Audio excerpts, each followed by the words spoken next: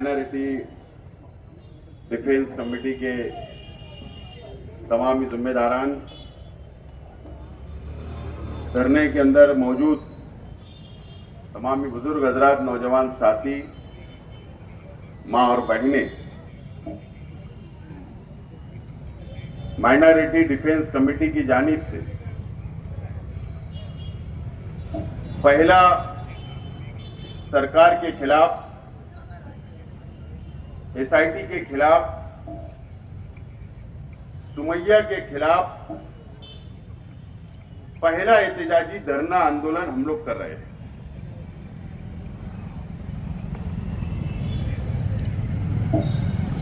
और सरकार को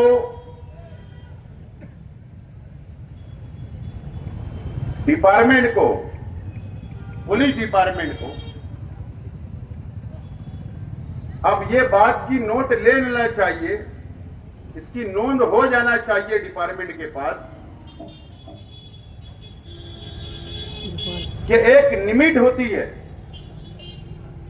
किसी भी समाज को दबाने की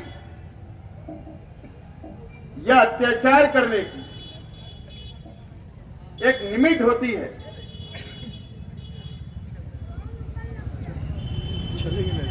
और ये पहला धरना पुरअमन तरीके से हम सरकार की ऑफिस के बाहर, एडिशनल कलेक्टर के बाहर हम लोग धरना दे रहे हैं,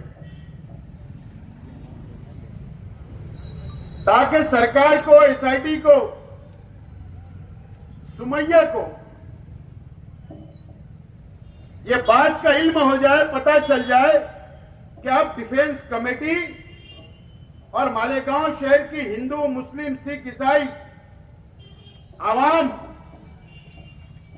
अब अगला स्टेप, अगला आंदोलन, अगर अत्याचार नहीं बंद किया गया, हमको इंसाफ नहीं मिला, तो हो सकता है कि नेशनल हाईवे नंबर 3 भी जाम हो जाए। आज हम पुलिस की विनती पर धरना हम लोग जल्दी खत्म कर रहे हैं, लेकिन अब ऐसा नहीं होगा, अब ऐसा बिल्कुल नहीं होगा। हम लोग रास्ते पर उतर चुके हैं। अगर हमारी मां और बहनें अगर जेल में है, कई हमारे भाई लोग जेल में हैं, तो हम लोग भी आंदोलन के माध्यम से अगर जेल भी जाना पड़े तो हम जाने के लिए तैयार रहेंगे। ये बात सरकार ने नोंद लेना चाहिए। दोस्तों और साथियों, हम लोग बार बार बोल रहे हैं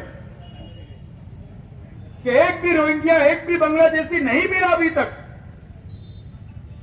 10 तारीख को एसआईटी की मुद्दत खत्म हो गई। एसआईटी जो टीम बनी, उनको अपना अहवाल, अपनी रिपोर्ट सरकार को पेश करनी थी, लेकिन उसमें 1 महीने की मुद्दत बढ़ाकर एसआईटी की टीम ने मांगी। इंक्वायरी मुकम्मल नहीं हुई। ठीक है, वो आप अपना काम करें, लेकिन एक भी रोहिंग्या, बांग्लादेशी नहीं मिला। आज जहां पर धरना आंदोलन हो रहा है, हमारे पड़ोस के अंदर कोर्ट है। मैं आभार मानता हूं, मैं शुक्रिया अदा करता हूं बार काउंसिल का, जो वकला यहां पर आए, उन्होंने हमको हिमायत दी। मैं बहुत बहुत उनका शुक्रिया अदा करता हूं। लेकिन बात यह समझ में नहीं आ रही कि एक सरकारी वकील जो सरकार की पगार पर सरकार की फीस लेता है, और वो वकील यहां पर मालेगांव को पाकिस्तान बताने की कोशिश करता, बांग्लादेश बताने की कोशिश करता, नेशनल सिक्योरिटी का मसला मिला और हमारी कोर्ट न्यायालय से मैं आदर हाथ जोड़ के विनती करता हूं,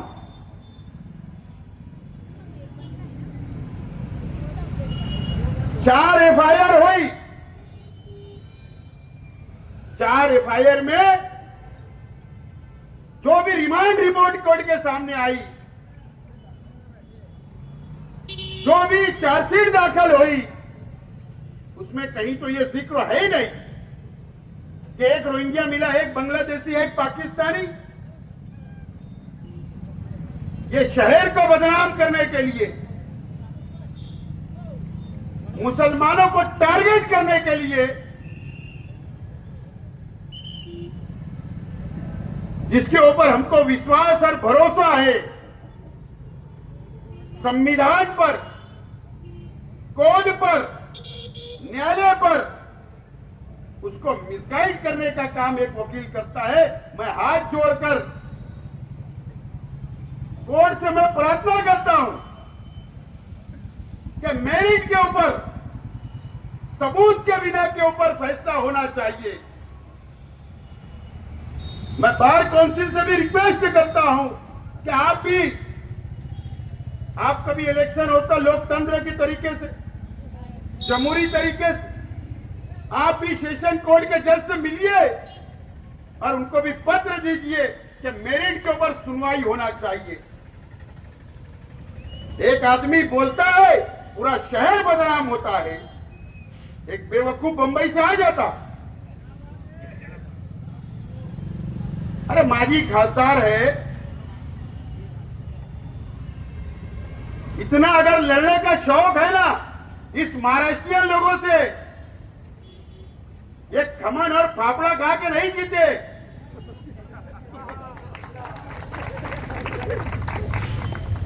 ये मिसल और पाव ये महाराष्ट्रियन लोग खाकर जीते हैं। ये महाराष्ट्रियन लोग हैं हम, यहां का हिंदू, यहां का मुसलमान, और एक गुजरात से आकर तू महाराष्ट्र को बदनाम करता। अमरावती के अंदर बदनामी, भिवंडी में बदनामी, मुंबई में बदनामी, अकोला के अंदर बदनामी, मालेगांव को बदनाम करता, वो भी सेंट्रल गवर्नमेंट की सिक्योरिटी लेकर। मेरी तो डिमांड है, चार्जशीट में जब अगर एक भी रोहिंग्या बांग्लादेशी नहीं मिले, मैं तो बोलता हूं कि महाराष्ट्र के वजीर आला देवेंद्र फडणवीस जी ने इसको जूते से मार के हटालने, उन्हें जूते से, कि तू मेरे महाराष्ट्र को बदनाम करता है। ठीक है, राजनीति के और मौके मिलेंगे, भाजपा को भी मिलेगा, हमको भी मिलेगा, अलग अलग पार्टियों को मिलेगा, लेकिन अगर ये महाराष्ट्र बदनाम होगा, ये मालेगांव शहर बदनाम होगा, तो मैं तो यहां के लोक प्रतिनिधियों से भी अपील करता हूं, गुजारिश करता हूं, चाहे वो हिंदू हो, चाहे मुसलमान हो, दलित हो, सिख हो, ईसाई हो, अरे यहां क्या रोजगार नहीं आएगा, यहां पर उद्योग नहीं आएगा, यहां के नाते गोते, रिश्ते नाते, अरे वो नहीं आएंगे। ये तो समझना चाहिए। खैर अभी मौका नहीं है एमएलए और एमपी को क्या बोलना, जबान तो बहुत गुजारी, लेकिन सच्चे ने पूरी कसर निकाल ली है, तो आज मैं माफ कर देता हूं। लेकिन मैं जरूर बोलता हूं कि ये शख्स जब आवाज उठी, जब आप लोग टोचे, हम लोगों ने मिलकर के आवाज नहीं उठाई, आवाज नहीं उठाई, अब वो बैठ कर कम से कम 1 मिनट भी तो बोल लेंगे। देखो मैंने बोला, फिर अंधभक्त वो चलाएंगे। शर्म आना चाहिए, मां बहनें अंदर है, कौम की बेटियां माए अंदर है, एक आदमी खामोश बैठा है। क्या तरीका है, मैं तो समझ के बाहर है ये शहर। खैर, बहरहाल ये शहर समझेगा, उम्मीद है। लेकिन मैं प्रशासन से गुजारिश करता हूं कि दबाव में मत आओ।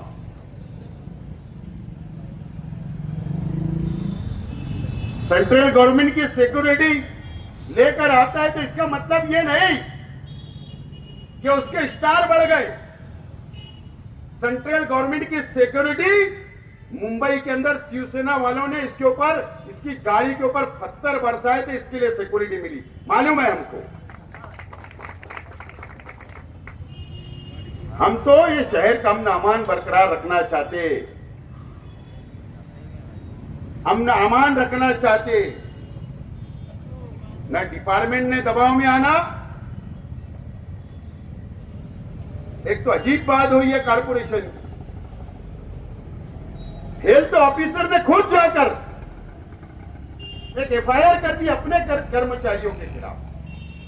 2 कर्मचारी जेल में, 3 कर्मचारी जेल में। असल में मैं ज्यादा नहीं बोलना चाहता हूं। कमिश्नर साहब, हेल्थ ऑफिसर, अगर मालेगांव महानगर पालिका के कर्मचारियों के बाजू में तुम नहीं खड़े रहे, अगर तुमने उनका साथ नहीं दिया, और इसके बाद अगर एक भी कर्मचारी जेल में गया, तो ये धरना आज एडिशनल कलेक्टर के ऑफिस में दिया जा रहा, कल कारपोरेशन के बाहर दिया जाएगा। वो हमारे शहर के लोग हैं, हमारे अपने लोग हैं, लेकिन जो एफआईआर भी आपने की ना, फिर मैं सब निकालूंगा कि किसके रिश्ते नाते कहां से जुड़ रहे, कौन किसको अंदर से मदद कर रहा, ये सब निकालूंगा, याद रखना। नहीं बोले तो उसका फायदा उठा रहे हो क्या? कर्मचारियों को हक नहीं आंदोलन करने का, लेकिन वो हमारे शहर का वोटर है, हमको तो हक है, हम कारपोरेशन में घुस के आंदोलन करेंगे, याद रखना ये बात। अगर कमिश्नर और हेल्थ ऑफिसर ने अगर ये सब धंधे बंद नहीं करे तो, अगर हेल्थ ऑफिसर को कंप्लेन करना था तो तहसीलदार कार्यालय के खिलाफ करना था, तहसीलदार के खिलाफ करना था, लेकिन ऐसा नहीं हो। अजीब कानून चल रहा है, एक आदमी नचा रहा है, एसआईटी भी नाच रही, कारपोरेशन भी नाच रही, हर डिपार्टमेंट नाच रहा है। ये सारी चीजें हमको दिख रही है, समझ रही है, लेकिन अब बर्दाश्त, अब हद एक होती है, अब वो खत्म हो गया, अब वो खत्म हो गया। अब हम तो कानून का पालन करने वाले लोग, संविधान को मानने वाले हैं, डिपार्टमेंट की विनती का मान रखने वाले हैं, अमन अमान रखने वाले हैं। अगर कल हम घर बैठ गए, अगर हमने शहर की मदद नहीं करते, अगर शहर रोड पर आता तो कौन क्या करता, ये डिपार्टमेंट ने सोचना चाहिए। कब तक किरीट सुमैया, किरीट सुमैया, किरीट सुमैया, कब तक? बहरहाल आप हद खत्म हो गई। उम्मीद है कि सरकार एसआईटी की रिपोर्ट, एसआईटी सरकार को रिपोर्ट पेश करे।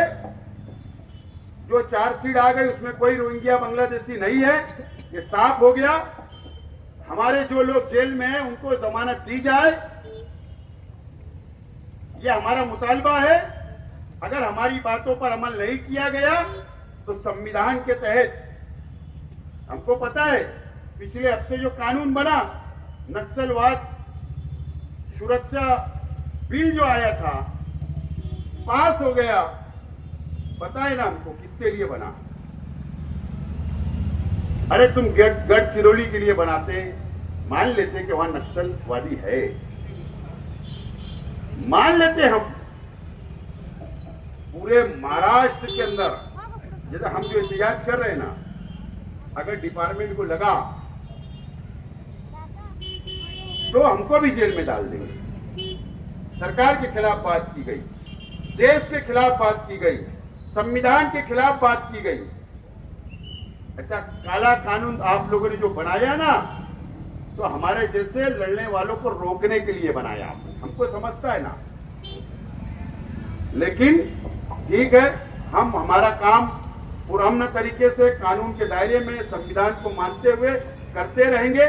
लेकिन हमारी इस धरने की नोंद सरकार ने लेना चाहिए, सरकार तक हमारी भावना पहुंचाना चाहिए, और नहीं तो हम लोग माइनॉरिटी डिफेंस कमेटी आइंदा मशवरा करके बड़ा ऐलान करेगी।